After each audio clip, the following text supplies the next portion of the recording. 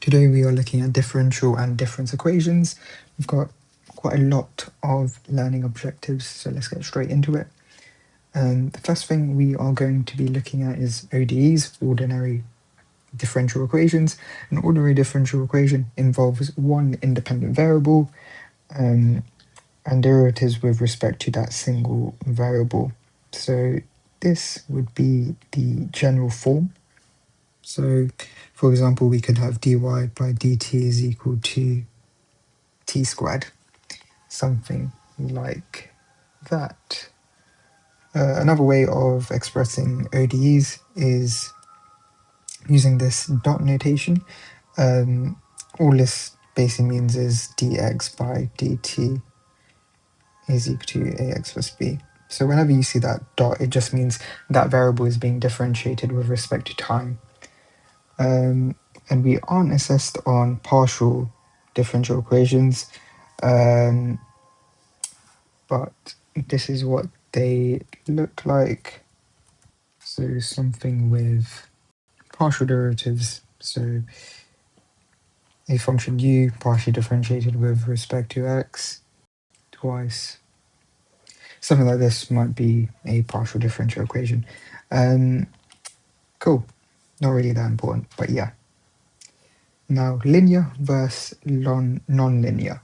An equation is linear if the dependent variable and its derivatives appear only to the first power with no products between them. For example, this is a linear equation because there's no powers or there's no products. For example, x is not being times by y or something like that. So this is a linear equation. A system of linear equations will look something like this. Here we've got that same equation from before, and then this now, as we can see, we've got cx and we've got dy, but there's no products between those two variables. They're just being added together, hence why it's still a linear system. I've taught myself to write more examples, so I will.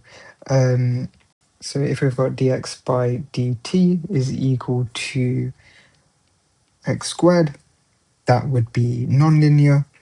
If we had x dot is equal to xy plus x plus y, this would also be nonlinear because there is a product between the two variables because we're doing x times y. Cool. Yeah, going on to nonlinear. An equation is nonlinear if it contains powers of the dependent variable, for example, x squared, products of dependent variables, so x and y, and then it includes nonlinear functions like ln x or e to the power of x. Why this classification needs to be made is because in order to solve these nonlinear equations, we need to use linearization, which we will have a look at next lesson. But linearization is when you get your equations and you use some sort of substitution so that you turn it into a linear equation. Right. A linear equation is homogeneous if there is no constant term. For example, dx over dt is equal to ax, or dx over dt is equal to ax plus by. There's no constant. For example, there's no plus 5, no plus 6, hence this is a homogeneous equation. The opposite of that would be non-homogeneous, and that is when there is a constant term. So here we've got a plus b, and here we've got a plus c. Why this matters is that the constant term is what creates a non-trivial stationary state. So a homogeneous equation always has the stationary state as x is equal to 0. But having these constant added on to it is what makes this trivial solution no more. Cool. If we now look at stationary states or the stationary solution, a stationary state is a value where the system stops changing. So for continuous time, for example, for our differential equations, that is when dx by dt is equal to 0. When dx by dt is equal to 0, the x variable is no longer changing with respect to time. So we'll do x dot is equal to 0. When we have a difference equation, which represents discrete time, we will have x subscript t plus 1 is equal to xt. So this is basically saying that the value that we had this year is going to be the same as the value we are going to have next year. Hence, the system has stopped changing. So if we have a look at this, we can see that we have got linear equations because there's no x squared, there's no ln x or e to the power of x, and there's no x multiplied by y variables here. So we know it's linear. We also know that it is a homogeneous function because there's no plus a constant term. So if we now look at solving these two equations, the system of equations, what we first have to do is equate dx over dt and dy over dt to 0. So to show that the system has stopped changing, so we get these two equations, minus x plus y is equal to 0, x minus 2y is equal to 0. Rearranging this gives us y is equal to x, so just moving the x to the other side. Rearranging this and moving minus 2y to the other side, we get x is equal to 2y. So substituting the first equation into the second equation means that we get x is equal to 2x because y is equal to x, so I can replace this y with x. So x is equal to 2x, and so the only values of x that satisfy this would be 0. So we get x is equal to 0, and substituting that back into this equation, we will get y is equal to 0. So this is our stationary state. And if we go back over here, when we have a homogeneous equation, the steady state is always 0. As we can see here, we had linear homogeneous equations, so the steady state is 0. Cool. Moving on to deviation from the stationary state. A stationary state is not necessarily stable. It just means that the system is at rest there. So whether it stays, whether it stays there after a small push is the question of stability. The deviation, which is being represented by x with that little squiggly line on top, measures how far the system is currently from its stationary state. So here we've got that function and we're doing minus the stationary state, which is represented usually with x and then asterisk. And over here we're basically saying how far away is our equation from that steady state. And what we see is that as t over here becomes bigger and bigger, if this tends towards 0, it means that we have a stable solution. As t grows, so t is exponentially growing, and then which causes the deviation to grow towards infinity. So t towards infinity results in the deviation growing towards infinity, means that we have an unstable solution. And then finally, if we have this value sort of oscillating between two values without growing or shrinking, then we have a neutrally stable solution. Cool. So moving on, the asymptotic state is the long run behavior of the system as t tends towards infinity. So if we let t is equal to infinity, or we let t be a really, really big number, and we see that the system converges to its stationary state or stationary solution, then we say that the stability of this equation is stable. It's a stable stationary state. When we let t grow and grow all the way towards infinity, and we see that the equation also grows all the way to infinity, which means that it's diverging away from the stationary state, then we say that this is an unstable stationary state. And if we have a neutrally stable stationary state as t goes to infinity, then this depends on the initial conditions. Okay, this is quite important. If we have a read of this, the asymptotic state is about where the system ends up. Stability is about whether it returns to x to the power of asterisk or the stationary state. For a stable system, it turns out these two are the same.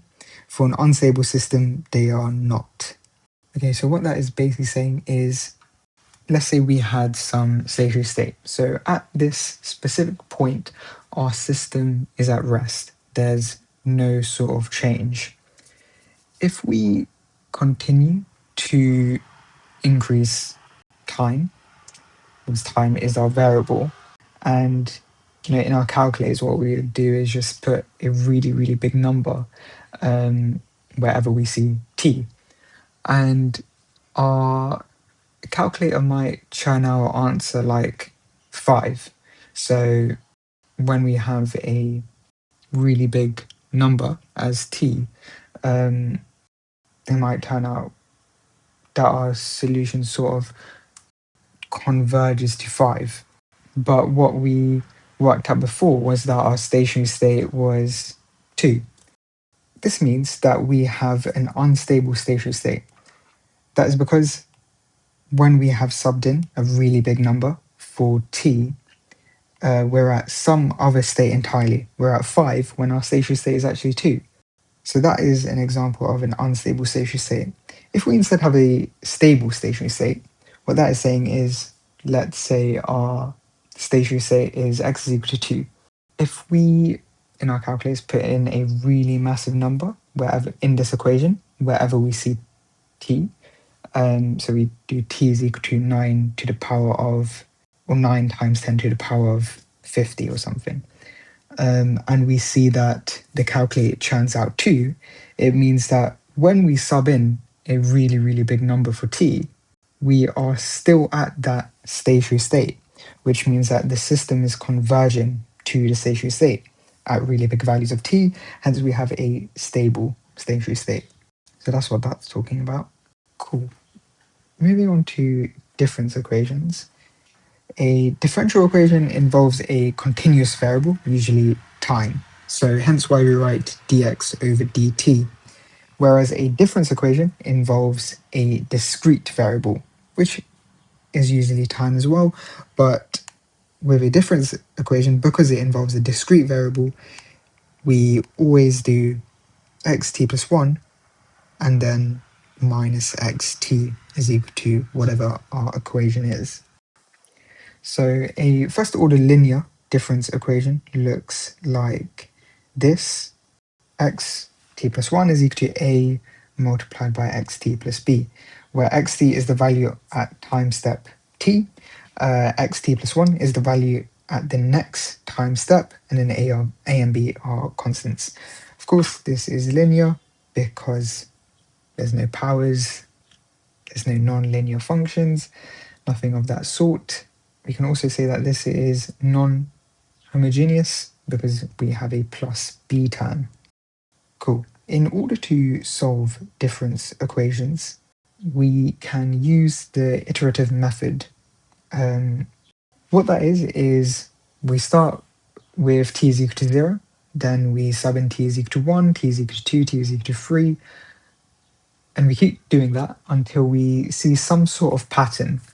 And hopefully we do see some sort of pattern that emerges, and then we take that pattern and see if we can express it in a different way, or a more generic way, to be more precise.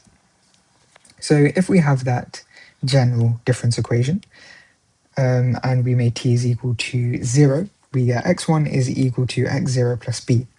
If we now sub in x2, we get a multiplied by x1 plus b, and what we can do is, because we know x1 is this, we can substitute that in. So we get a brackets ax0 plus b close brackets plus b is equal to this when we expand everything out. x3 is going to be a multiplied by x2 plus b. Of course, x2 we know is this. So if we sub that in and expand everything out, we get a to the power 3x0 plus a squared b plus ab plus b. You might not have spotted the pattern just from t is equal to 3. You might not have spotted the pattern just from looking at t is equal to 2. So you might have to do more. You might have to do t is equal to 3, t is equal to 4, and then hopefully you do spot the pattern. But the pattern is that if we have x, t, that is going to be equal to a to the t x0.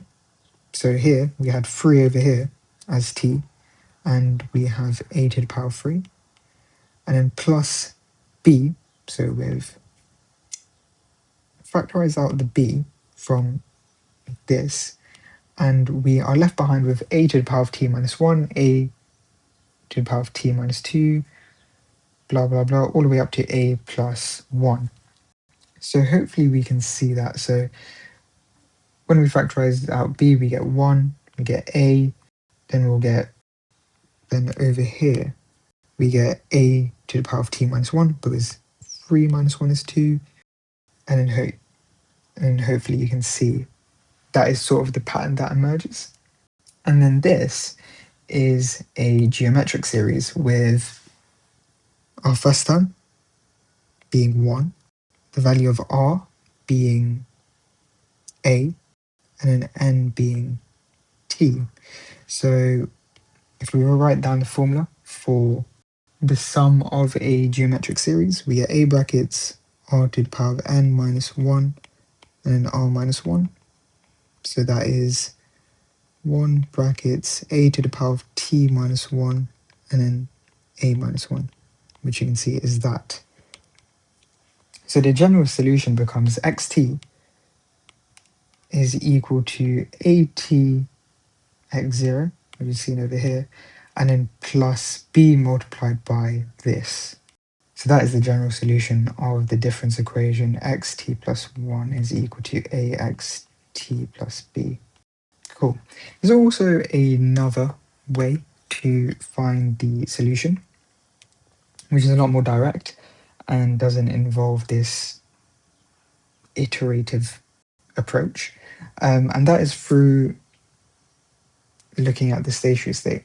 So step number 1 is to find the stationary state. In order to find the stationary state for a difference equation, we make this time period equal to the next time period. So we get x asterisk is equal to a x asterisk plus b, and rearranging to find the stationary state gives us b over 1 minus a. Now what we do is write the equation in terms of deviation from that stationary state. So we're going to let the deviation from the stationary state equal our equation, xt minus the stationary state. If we rearrange this and make xt the subject, we get xt is equal to stationary state plus the deviation. And if we just do the same thing for the next time period, we get xt plus 1 is equal to the stationary state plus the deviation t plus 1. If we now substitute both of these equations into xt plus 1 is equal to axt plus b, we get x asterisk plus delta t plus 1 is equal to a x asterisk plus delta t plus b. Now, since the stationary state is equal to a multiplied by the stationary state plus b, because that is this equation over here, these terms all cancel out, and we are just left behind with delta t plus 1 is equal to a multiplied by delta t. If we now solve this equation, this is a homogeneous equation with no b term, and it's solved trivially. And when it is solved, we get delta t is equal to a to the power of t multiplied by delta 0. If you don't know how that was done, it's using the iterative method. So if we let t is equal to 1, we get, sorry, if we let t is equal to 0, we get s1 is equal to as0. Letting t is equal to 1 now, we get s2 is equal to as1, which we can rewrite as s2 is equal to a multiplied by aso. Letting t is equal to 2, we get s3 is equal to as2, which we can write as a multiplied by a squared so, because these two make a squared so. And hopefully you can see that if we generalize this, we get st is equal to a to the power of t so, because this turns out to be a cubed, this is a squared, and this is just 1. So this is the solution to this. So we get that. Now what we can do is have a look at xt is equal to the stationary plate plus delta t. Here we've got xt is equal to the stationary state plus, we can now sub this in, a to the power of t as delta 0, and delta 0, to make this all in terms of x's, we can write as, using this same equation, x0 minus the stationary state is equal to delta 0, hence why we get this equation. Cool.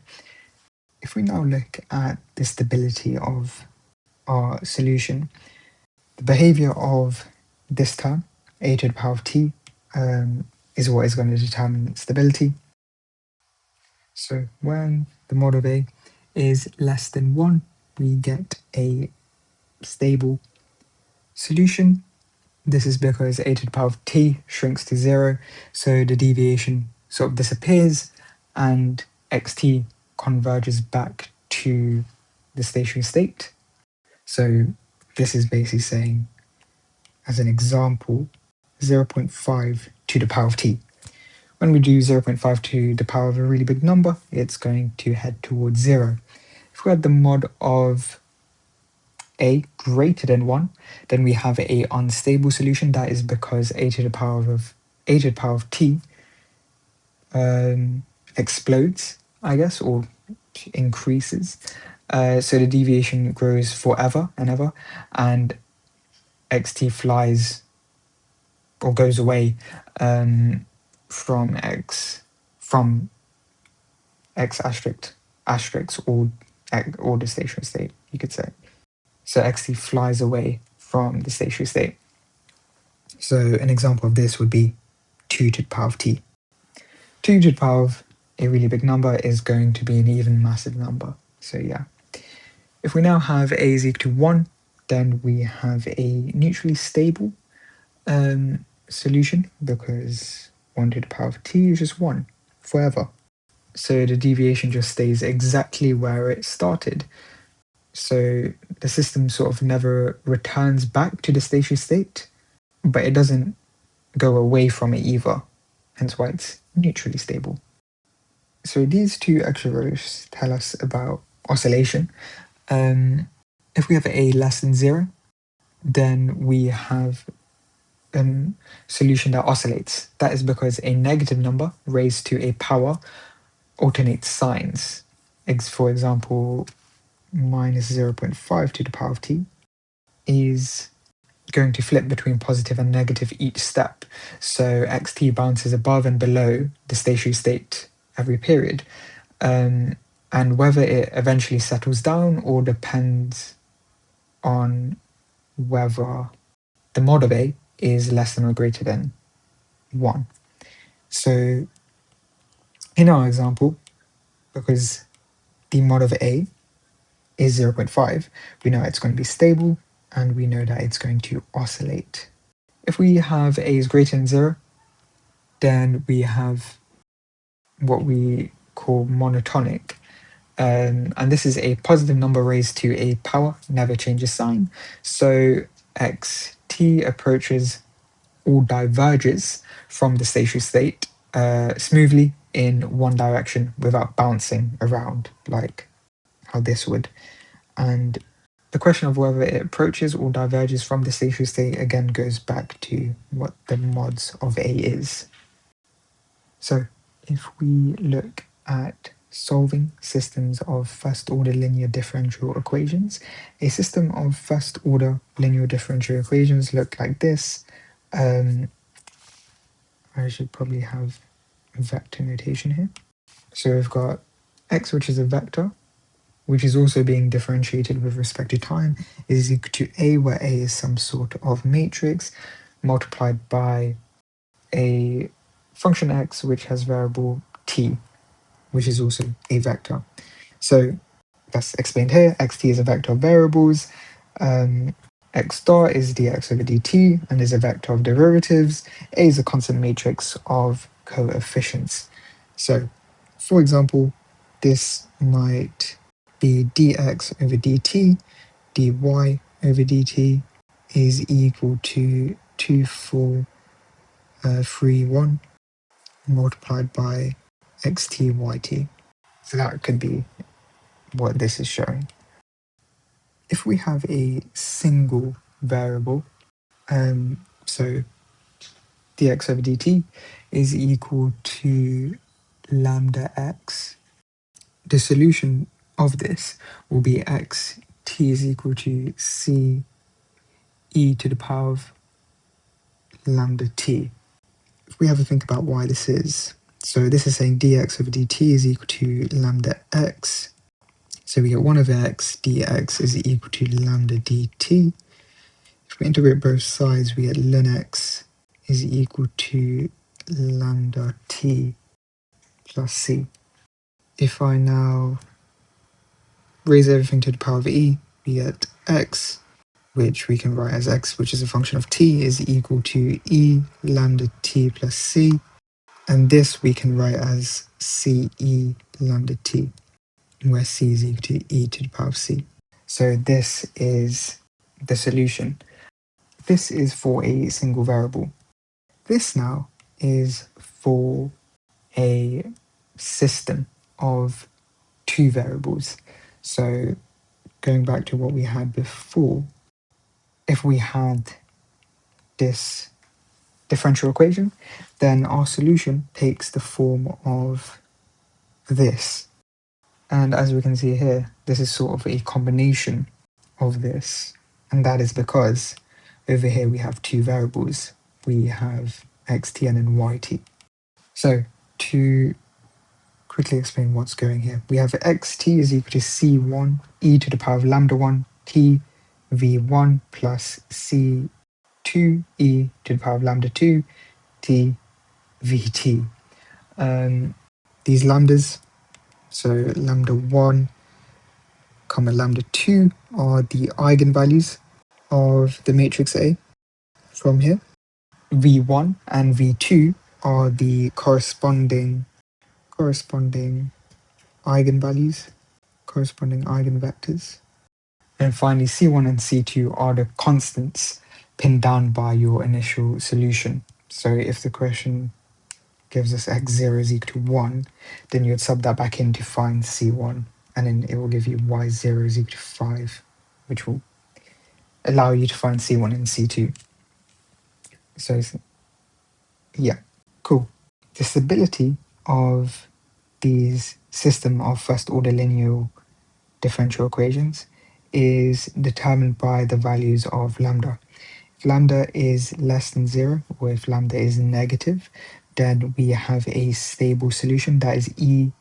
If we have lambda is greater than 0, then we have an unstable solution, and then if we have lambda is equal to 0, then we have a constant value, and so we call it neutrally stable.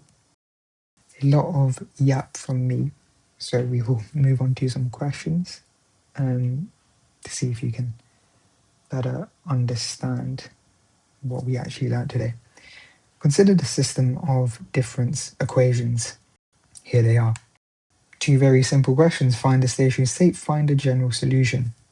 What I'm first going to do is write this system of difference equations in a vector form that will look like xt t plus 1, which is a vector, is equal to 0 0.5, 0 0.3, 0 0.1, 0 0.4, brackets xt, which is a vector, plus 2, 1. Hopefully you all followed me with that step. To find the stationary state from before, we said that this time period has to be equal to the next time period, and that is going to equal our stationary state. So changing this, we get x stationary state 0 0.5, 0 0.3, 0 0.1, 0 0.4, x asterisk plus 2, 1. What I will now do is move this vector to the other side, and these two should also be vectors. And so we get x minus 2 and then y minus 1 is equal to 0 0.5, 0 0.3, 0 0.1, 0 0.4, and then x, y. If I now multiply the matrix, with the vector, we get 0.5x plus 0.3y, 0.1x plus 0.4y. And so we get x minus 2 is equal to 0.5x plus 0.3y, and then y minus 1 is equal to 0.1x plus 0.4y. So now we get minus 2 is equal to minus 0.5x plus 0.3, and then minus 1 is equal to 0.1x minus 0.6y. If we now solve these two equations, we get x is equal to 50 over 9, x is equal to 70 over 27. Cool. Now part B is telling us to find a general solution for this equation. What we first have to do is, with this non-homogeneous difference equation, it's non-homogeneous because it has these plussing of constant terms. We need to write it in terms of its deviation. So we have Sx is equal to xt minus x stationary state, and then sy equals yt minus y of the stationary state. That means we can rewrite both of these equations, and if we put it in vector form as xt, where this is a vector of x and y, is equal to the vector delta minus plus the stationary state, which is a vector of x and y, which we can see over here. And doing the same thing for t plus 1, we get this. What that will enable us to do is rewrite our equation in terms of the deviation. Cool. So I've looked at this equation. I've changed this vector to just be the vector b. Looked at this equation. Replaced this with delta t plus 1 plus the stationary state is equal to A, which is going to be this matrix, and then xt, which I've replaced with this equation. So we get delta t plus x, the stationary state, and then plus b. What we can now do is expand everything out, and so we get this. And hopefully you notice that this is what we worked out before when we were trying to work out the stationary state, as you can see over here. So the stationary state is equal to the vector x stationary state plus b, and so all of these terms cancel out, because if I move that to that side, it would equal 0. So this, and this cancel out, and we're just left behind with the deviation of the next period is equal to a multiplied the deviation in this current period. Now, if we look at the iterative process to work out the solution to this, if we let t is equal to 0, we get delta 1 is equal to a delta 0. T is equal to 1 gives us delta 2 is equal to a delta 1, which we can write as a multiplied by a delta 0. Hopefully you can see, if we continue to do this, our general solution becomes delta t is equal to a to the power of t and then delta 0.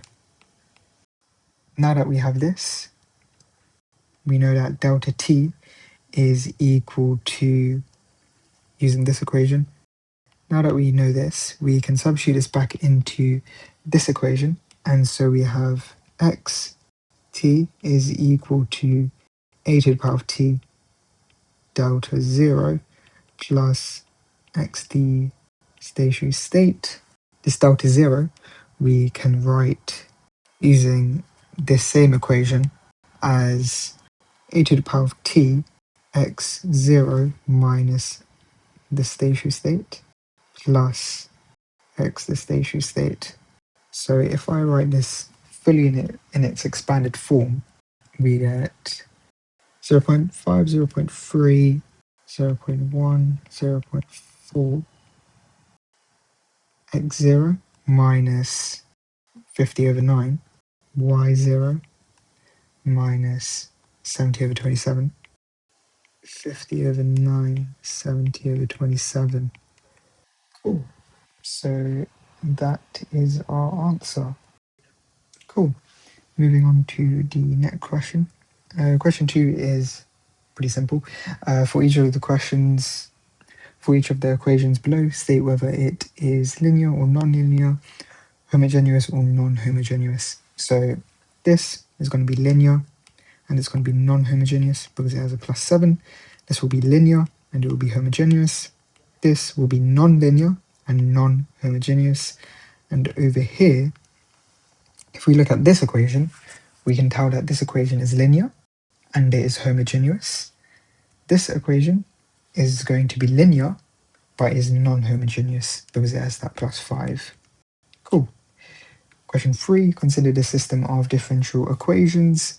Find the stationary state, find the general solution. So this time we've got dx over dt. So to find the stationary state, we need to make both of these equal to 0, as that is when there will be no change. When dx over dt is 0, there's no change. So we get 0 is equal to minus 2x plus y, x minus 3y is equal to 0. And when we solve these two equations, we get x equals to 0 and y is equal to 0. This is because this is a homogeneous set of questions.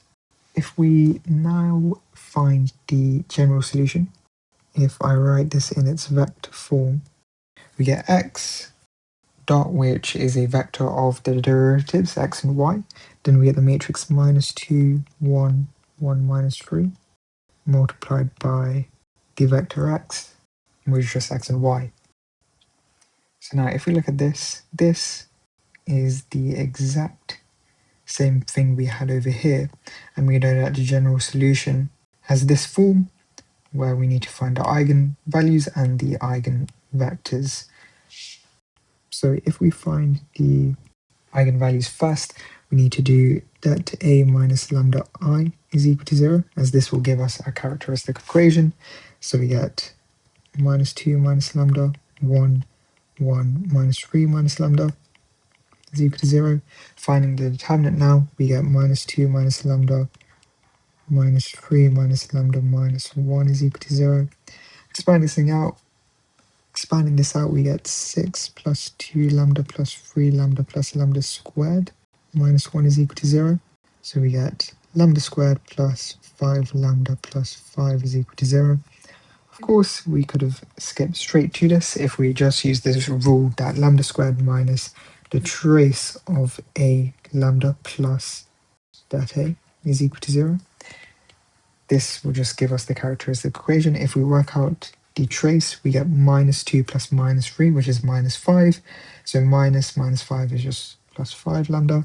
If we work out the determinant, we need to do minus 2 times minus 3, which is 6, and then 6 minus 1 times 1, which is 1, so 6 minus 1 is 5. And so we've got this step already. If we now find the two values of lambda, we get minus 5 plus root 5 over 2, and then minus 5 plus root 5, sorry, minus root 5 over 2. It turns out I've written the question wrong, and this should in fact be minus 3, which does make our life a lot easier. So that's minus 3, that's minus 3, that's minus 3. And so this is minus 3. The trace is actually 6, and the determinant is 8. And that gives us nice eigenvalues of minus 2 and minus 4. If we now find the eigenvectors, corresponding eigenvectors, if we use lambda 1 is equal to minus 2 first, we get our matrix, which is minus 3, 1, 1 minus 3, multiplied by some vector xy, and it's equal to minus 2 lots of xy. Expanding this out, we get minus 3x plus y is equal to minus 2x, and then x minus 3y is equal to minus 2y. So minus x is equal to minus y over here, and over here we get pretty much the same thing. 3y is equal to 3x, so y is equal to x over here, y is equal to x as well. So our eigenvector has to follow the rule y is equal to x, which the simplest eigenvector that we can choose is just 1, 1. If we now do the same with lambda 2, which was equal to minus 4, we get this. Expanding this out, we get minus 3x plus y is equal to minus 4x, x minus 3y is equal to minus 4y, and so we get x is equal to minus y over here, and x is equal to minus y over here. So the simplest eigenvalue that we could choose, sorry, the simplest eigenvector that we could choose is 1 minus 1. So now, if we use the rule from before, we get xt is equal to c1 e to the power of lambda, and we will choose lambda 1 first, which is minus 2 t, and then v1, where this is v1, which is 1, 1, plus c2 e to the power of minus 4t v2, which is 1 minus 1. Cool. We will not be able to work out C1 and C2 because in this question we are not given any initial conditions. Cool. Moving on. A first order linear differential equation is given by xt plus 1 is equal to 0.6 xt plus 4 with x0 is equal to 10. We would need to find the stationary state and the general solution. So first step, xt plus 1 is equal to xt, which is equal to x asterisk. So we get x asterisk is equal to 0.6 x plus 4. So we get 0.4 x is equal to 4, so the x is equal to 10. If we now find out the general solution, we will first define a deviation away from the stationary state. So we get delta plus nothing, so we just get this. And so this is a homogeneous solution, which is linear. So when we have something of this form, then our general solution takes the form of c1 e to the power of lambda 1 t v1 plus c2 e lambda 2 t v2. So if we find the eigenvalues of this matrix, the trace of this matrix is -2. So we get +2 lambda, plus the determinant of this matrix is just 1 minus 4, which is -3. And so lambda 1 is equal to 1, and lambda 2 is equal to -3. If we find the corresponding eigenvectors, so this is for lambda 1, we get -x plus 2y is equal to x, and we get 2x minus y is equal to y. So we get 2y is equal to 2x over here, and 2x is equal to 2y, so x is equal to y. So simplest eigenvector would be 1, 1. Doing the same thing for -3, we would get -x plus 2y is equal to -3x this time, and 2x minus y is equal to -3y. So we get 2y is equal to -2x, so y is equal to -x. And the same thing over here, 2x is equal to -2y, so x is equal to -y. So the simplest eigenvector would just be 1 minus 1. So now we get xt is equal to c1et11 plus c2e minus 3t1 minus 1. Cool. Question number 6. Consider the following system of difference equations. X, which is a vector, t plus 1 minus xt is equal to m multiplied by xt minus the vector a. We need to find the stationary solutions as part A. So in order to do that, xt plus 1 is equal to xt, which is equal to x asterisk. So we get essentially 0 is equal to m dotted with xt minus a. So we get a is equal to m xt. So we get 2, 1 is equal to 1 over half, 1 over 3, 1 over 4 minus a half, and then the stationary state, because this is also equal to the stationary state. Cool. So this we can rewrite as xy. So we get 2 is equal to a half x plus a third y. 1 is equal to 1/4 x minus a half y. So we get x is equal to -8, y is equal to -6. Now, if we find the general solutions, we have to look at the deviation. So small deviation away from the stationary state is going to be equal to our equation xt minus the stationary state. And we can rewrite this as this for the next period. Using these rules and substituting it into our main equation over here, we get delta t plus 1 plus x minus delta t minus the stationary state is equal to m multiplied by delta t plus the stationary state minus the vector a. You can see that these two cancel out, and so we get delta t plus 1 minus delta t is equal to m multiplied by delta t plus m multiplied by the stationary state minus the vector a. If we look back over here, m multiplied by the stationary state minus the vector a is just equal to 0. So these two essentially cancel out. And so we get delta t plus 1 is equal to m delta t plus delta t.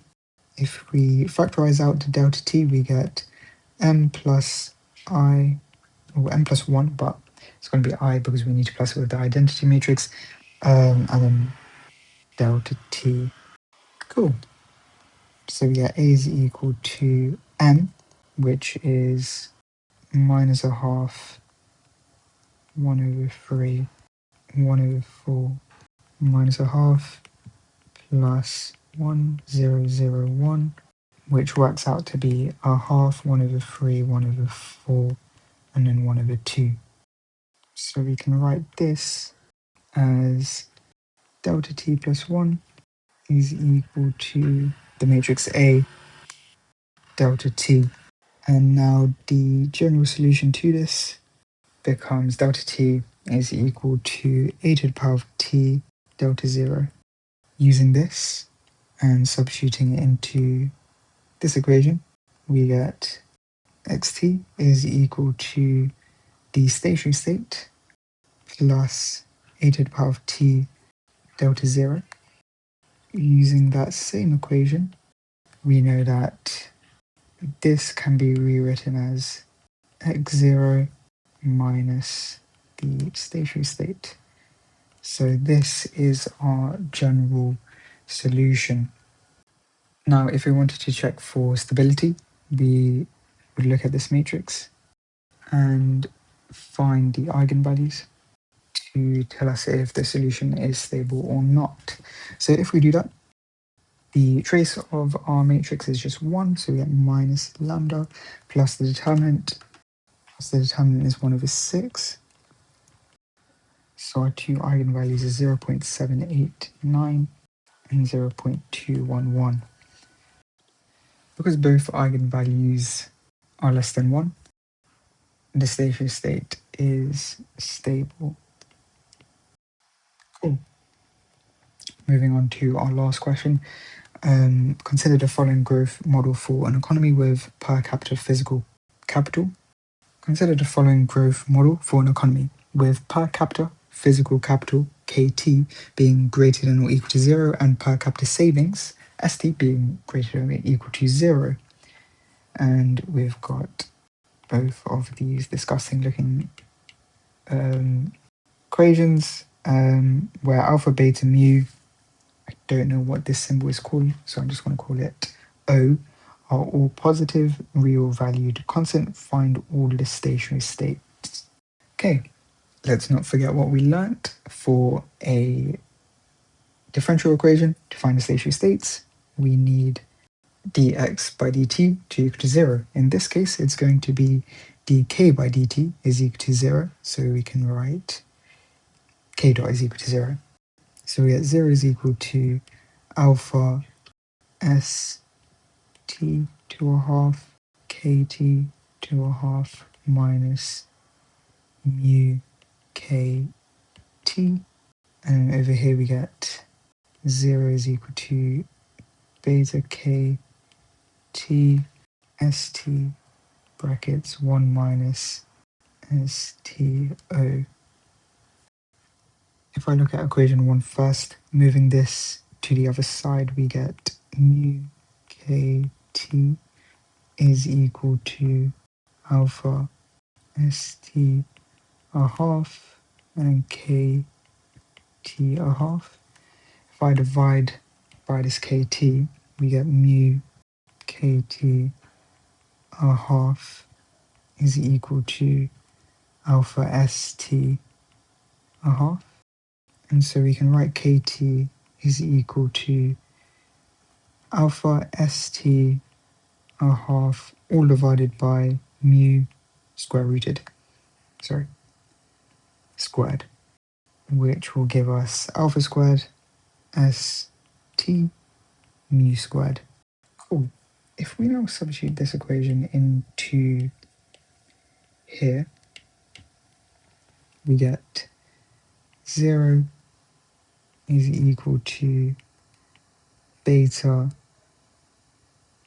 alpha squared mu squared st squared minus brackets 1 minus st over o.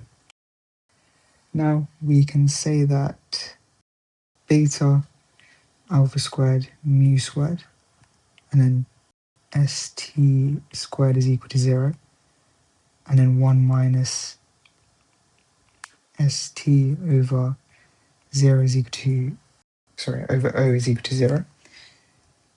On this side, we get st is equal to 0, and substituting that back into here, we get kt is equal to 0.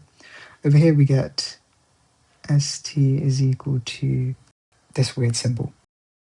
And so kt is equal to alpha squared multiplied by this O divided by mu squared. Cool. So these are the steady states of the equation.